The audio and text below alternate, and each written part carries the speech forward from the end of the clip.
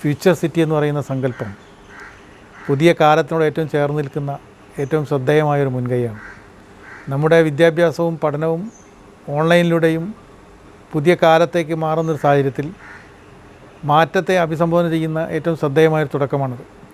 Future city എന്ന് പറയുന്ന പദ്ധതി ഒരു വെർച്വൽ യൂണിവേഴ്സിറ്റി എന്നുള്ള നിലയിലേക്ക് ആസൂത്രണം ചെയ്യുന്നതാണ് എന്നാണ് മനസ്സിലാക്കുന്നത്.